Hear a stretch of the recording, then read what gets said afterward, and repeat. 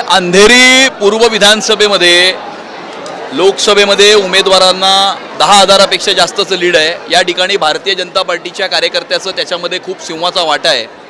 याच्या आधी जी पोटनिवडणूक होती त्या पोटनिवडणुकीमध्ये सुद्धा भारतीय जनता पार्टीनेच त्या ठिकाणी उमेदवारी अर्ज भरला होता। त्यानंतर संवेदनशीलता दाखवून भारतीय जनता पार्टीच्या उमेदवाराने ती उमेदवारी पाठी घेतली होती आणि त्यामुळे भारतीय जनता पार्टीच अंधेरी पूर्व विधानसभा क्षेत्रामध्ये या ठिकाणी निवडणूक लढणार आहे। आम्ही ज्या पद्धतीने युतीची निवडणूक आहे आपण बघत असाल मागच्या वेळेस अशा पद्धतीने प्रेशर करून बसवलं जातं, यावेळेस सुद्धा अशा गोष्टी होऊ शकतात का? काय शेवटी युती आहे? नाही, महायुतीमध्ये भारतीय जनता पार्टी अंधेरी पूर्व विधानसभा क्षेत्राची निवडणूक लढेल, कारण या आधीच्या पोटनिवडणुकीमध्ये सुद्धा भारतीय जनता पार्टीनेच या ठिकाणी उमेदवारी अर्ज भरला होता। अंधेरी पूर्व विधानसभा क्षेत्रामध्ये भारतीय जनता पार्टीचे 5 नगरसेवक हे 2017च्या महानगरपालिकेच्या निवडणुकीमध्ये निवडून आलेले होते आणि त्यामुळे महायुतीमध्ये भारतीय जनता पार्टीचा उमेदवार या ठिकाणी महायुतीचा उमेदवार असेल। ओएसिस फर्टिलिटीच्या तज्ञांनी IVF उपचार पद्धतीद्वारे 1 लाखांहून अधिक जोडप्यांना मातृत्व प्राप्तीचा आनंद दिला आहे।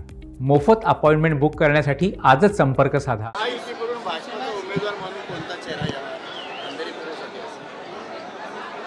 उमेदवारी ठरवण्याचा अधिकार हा पार्लमेंटरी बोर्डाला असतो आणि त्यामुळे उमेदवारी ठरवणं किंवा उमेदवारी घोषित करणं हे माझ्या अखत्यारीमध्ये येत नाही।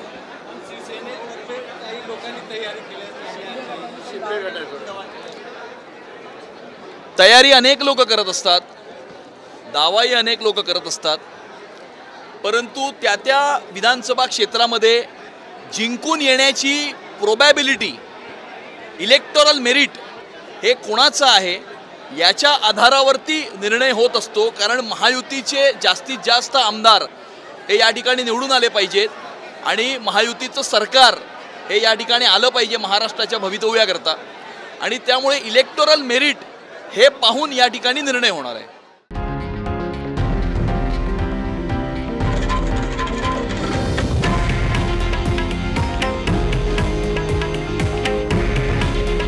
हे आहे देशातील नंबर 1 न्यूज नेटवर्क आणि आपण पाहत आहात TV9 मराठी। काळजी तुमची, हित महाराष्ट्राचं।